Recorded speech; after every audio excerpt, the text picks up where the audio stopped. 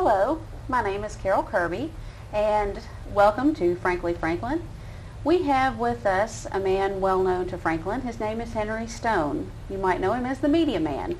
Anytime you've ever picked up a Franklin Favorite or listened to WFKN, he's the man behind the whole operation, and we're glad to have him with us today. Henry, thank you so much for being here. Carol, I appreciate the invitation. Well, we are glad to have you.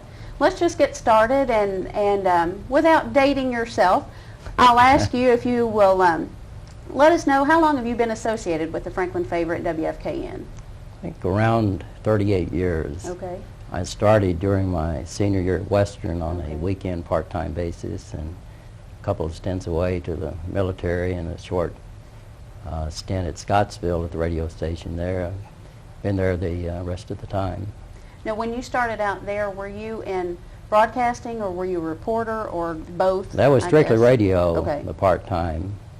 And I came back from the military as news director of the radio station. Okay. That was in 1960. So you've been here quite a while. Now, were you born in Franklin? No, actually, I was born at Bristow. It's a small community, really small community, about 6 miles north of Bowling Green. Right, in Warren County, I believe Warren it County, is. yes. Okay. So, and you just mentioned you did go to Western. Right. So you graduated with a broadcasting or journalism No. degree, or? That was 1959. Things were a lot different back then. Okay. Western had never heard of a broadcasting department. And they only offered 2 journalism classes at the time. Wow. Miss Frances Richards, who was from Simpson County, a dear friend, a dear lady, was the instructor and the advisor for the college newspaper, the College Heights Herald. And when I was between, I guess, the sophomore and junior years, I started working part-time at WKCT radio in Bowling Green. Okay. And I worked there until my senior year when I started working here on weekends. Okay. Now, I do have to ask you about this. I know your older brother is also into broadcasting. Vernon is in broadcasting and communications, I believe. Does he teach in Missouri? He is what they call a professor emeritus. He is retired from teaching. Okay. Had a very distinguished career. In fact, he was the research director for the Radio TV News Directors Association for years, and is considered the leading authority in the whole country in the field of employment of minorities and women in broadcasting. And he's testified before lots of congressional committees and still gets lots of requests for speeches and things of that nature. So, well, that's something. He's done quite well. That must be a Stone gene within the family then. Well, that's interesting. When you began working for the radio station, obviously you were doing some reporting. How long was it before you got into the managerial aspect? Probably early 30s. Okay. Well, that is something. Now, with all of the different types of interviews and stories and things that you have written over the years, and we'll get into that a little bit later, one of the favorite things I believe that you have enjoyed over this time of doing things are the halftime interviews that you do with James Mooneyhand and Steve Thurman. Obviously, that's football, baseball, and basketball, all three, and maybe other sports too that I don't know about. But tell us a little bit about those halftime interviews. We're a very sports-oriented station because that is something that we can give people they can't get anywhere else, as local sports, as local news. And it's not so much enjoying the halftime interview, but we have a good time because we probably take to a football game a crew almost as large as CBS, because take James Mooneyhand, who, by the way, has been with us on a part-time basis in sports. In fact, he was a part-time announcer at one time for 32 years. And he goes, Steve Thurman, probably 5 to 10 years. And on football, Gene Allman has been keeping stats since 1954 when the station went on the air. Bill Hester goes with us, Jerry Flippin. We just have a real good time. You do have a crew. And it's a lot of fun because you get to interview some interesting people, some college stars and college coaches and people. We'll go back to working football games. This is a long time ago. I'll go back to 1960 when Stan Portman, Charlie's daddy, was there, an editor of the paper. And just like a brother to me. And that was before nighttime and before small tape recorders, and when you lugged a 80 or 100-pound Magna Carta tape recorder with you and tape recorded the ball games and played them back on Saturday morning. And Stan died one season before we were authorized to broadcast at night. And it would have meant so much to him to have been able to do those night broadcasts. But James has done an outstanding Fantastic job. Well, I've listened to some of them, and I know there are lively conversations that go on the air, so I can only imagine even what's behind the scenes and what doesn't get on the air. So I know you all do have a really good time with that. What are, besides the halftime interviews, what are some other of your favorite types of stories or interviews that you like to do and that you have done? I like good news. You know, people often criticize people in the news media for all you have is bad news, but I think if you took a Franklin Favorite or listened to a WFKN newscast, that you would find that there are a lot more stories about good happenings than bad things. I'm sorry. Reporting bad news is part of it, and you have to do that, controversial issues, but I like it when the community wins something, or someone in the school system does, or kids valedictorian. That's my favorite type story. Favorite kinds of things. Well, in addition to community activities and events and news-breaking stories that are going on, you do other things as well. I understand you've interviewed all Kentucky governors from Paul Patton on down to Ned Breathitt. The first one was Ned Breathitt back in 1960, I believe. Okay. Haven't missed one since. Now, the times that you interviewed those governors, were they on their way through Franklin, or have they been at other functions around the state where you have been? They were all in Franklin. They were all here? Yes. Okay. On the campaign trail, or? Either on the campaign trail or preparing for the next campaign. The next thing, I see. And some just to visit the community. Right. In addition, you've talked to senators and other people as well. All the senators and congressmen since 1960, I guess. And I think Bill Natcher is one of your favorites. Bill Natcher was, Carol, a close personal friend. In fact, when he would visit Franklin, first place he would stop would be the Franklin Favorite, and he often would take Stan Portman and I out for lunch. And very distinguished man, always had the white shirt on and the dark suit and the starched shirt, and did an outstanding job. And you could pick up the phone. It was never any trouble if you wanted an interview or just to talk to him. If he was in his office, he would talk to you. If he wasn't, he would always return the call the same day. You can't say that for all of them. That's right. That's right. Well, that's a good feeling to know that he was so well liked and easy getting along with, and one of your favorites as well. Which brings us up, when you go around the state, or you have people of importance in Franklin, have you had interviews or stories that have gone over the Associated Press? Yes, in fact, one made Paul Harvey. Paul picked it up from AP. It was a very interesting story. This has been years ago, back when I covered most every fire. It didn't matter when it was. It's out in West Simpson. The barn caught on fire, and there was a tractor parked inside the barn, and he was in reverse, and somehow the heat started the tractor, and it being in reverse, it backed itself through the door to safety and wasn't harmed. And that got some good coverage. The tractor saved itself from the fire, and that made Paul Harvey, I see. Right. Well, that I don't know. I'm sure other people in Franklin know that, but I didn't, and that's a great story. I don't think you were around then. I hope not, but that's a good story. I think everybody needs to know that. What about doing live broadcasts? How do you like doing those? Like the election returns and maybe others? Oh, the election returns I enjoy. I've done them for so long. It's so easy now, thanks to David Allman, who usually sets the program up on the computer. It makes it easy to read. The first election returns I did was back in 1960 or 61, and that was before voting machines.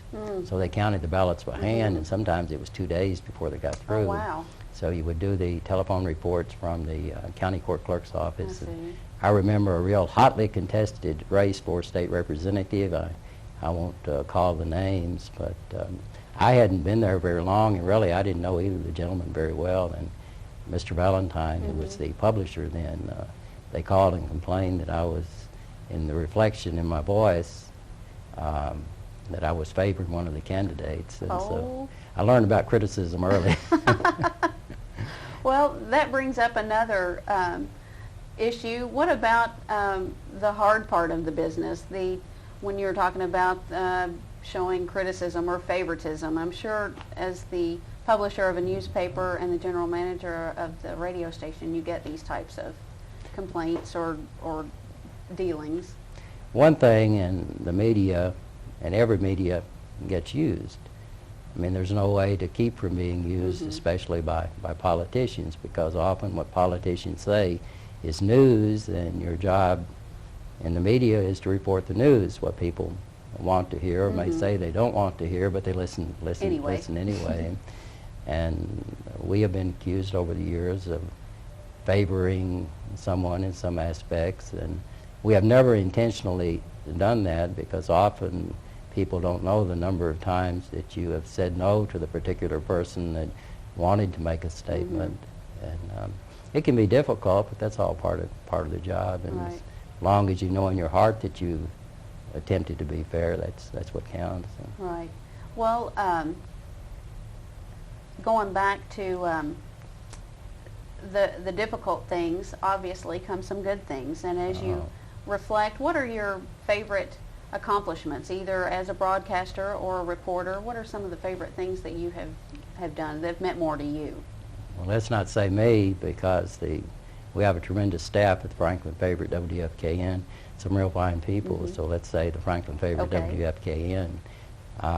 We started editorializing for a switch to the city manager form of government, well, several years before it was voted, because we really believed in it. And it was very gratifying to see it finally pass, and I think it is working quite well now, and I hope that we maintain it. I think our city manager, Tom Gordon, does an outstanding job, and to me, probably that's what's meant more to me than anything in Is that right? a lot of years. Well, in addition to that, but there have been things that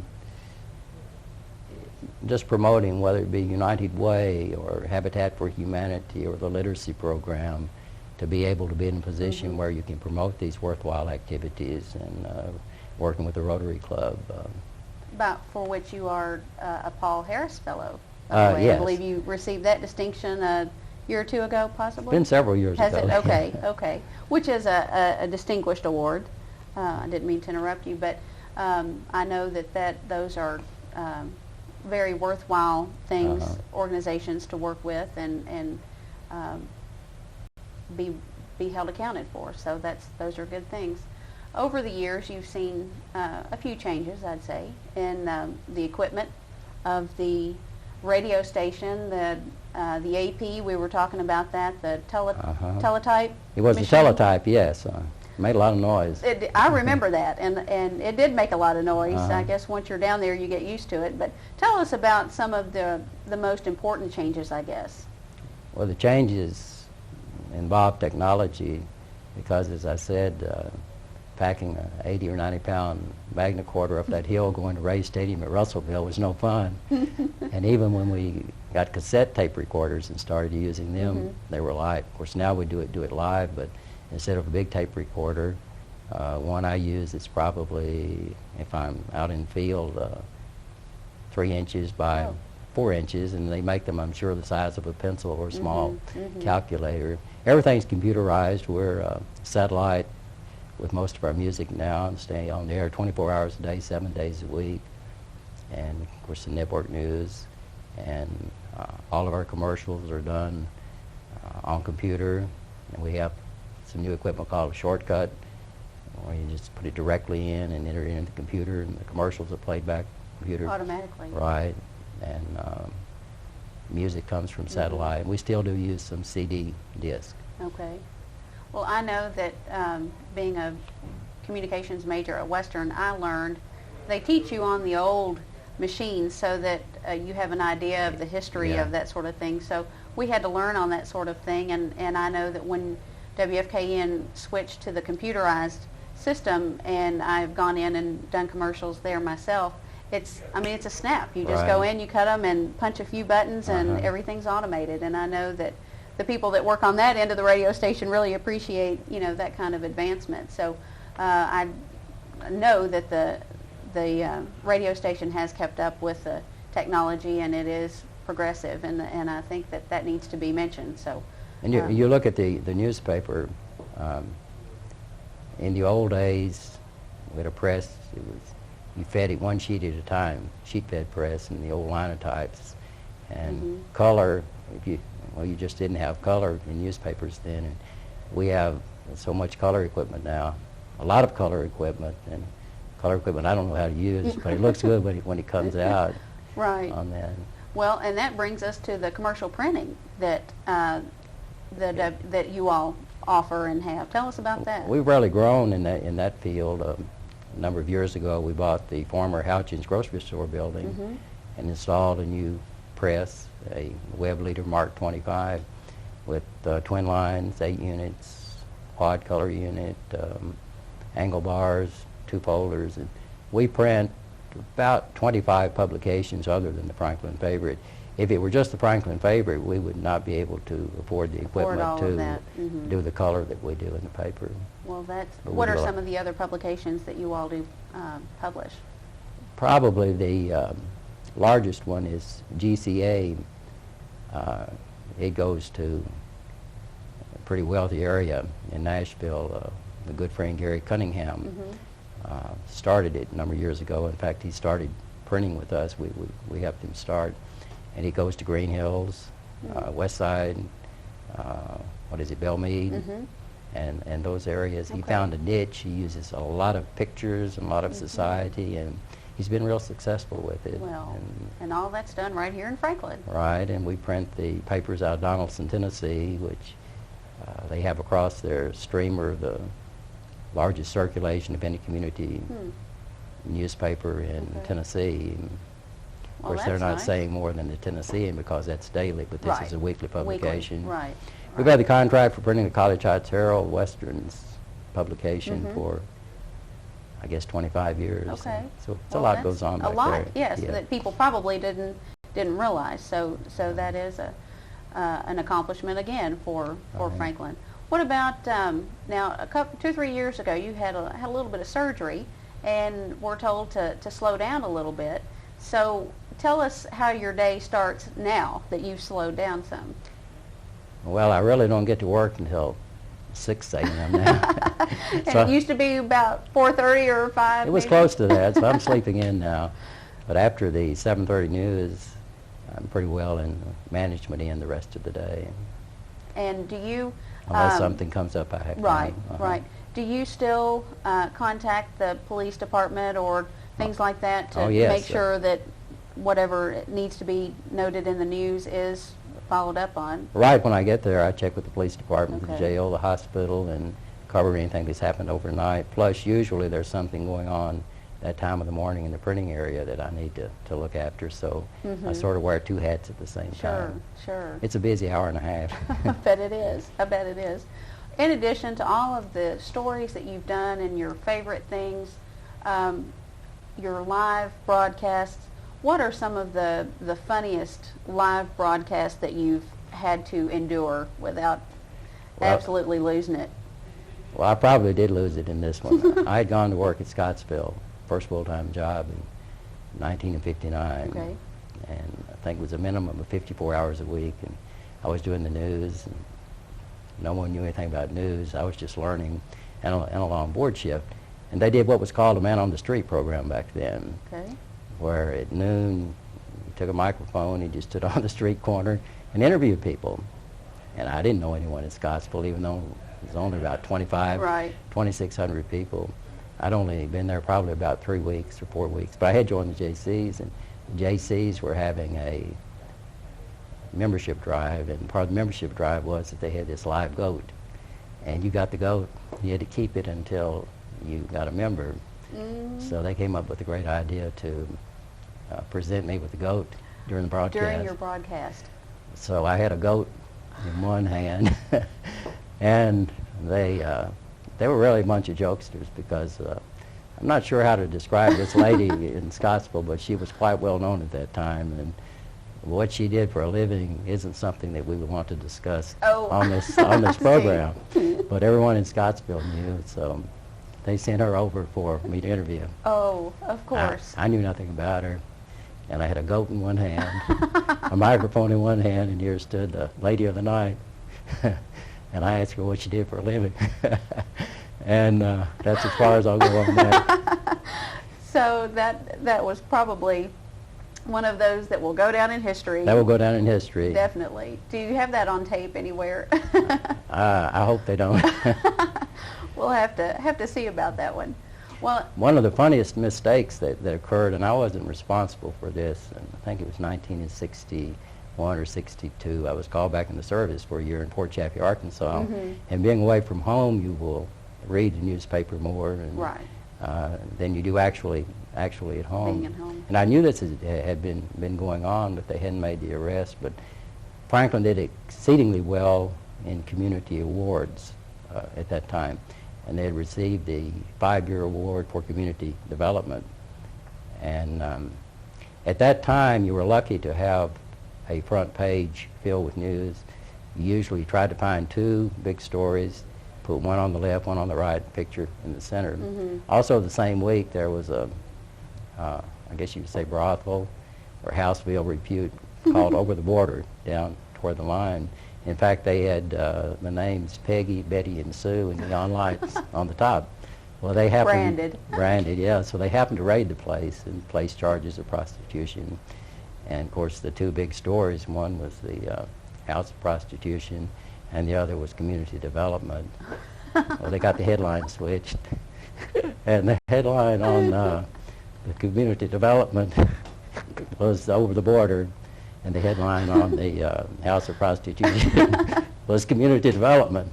So that was quite interesting. I'm glad that I wasn't responsible for that. Well, that made for certainly interesting reading, I'm sure, and maybe a phone call or 2. Well, that's funny.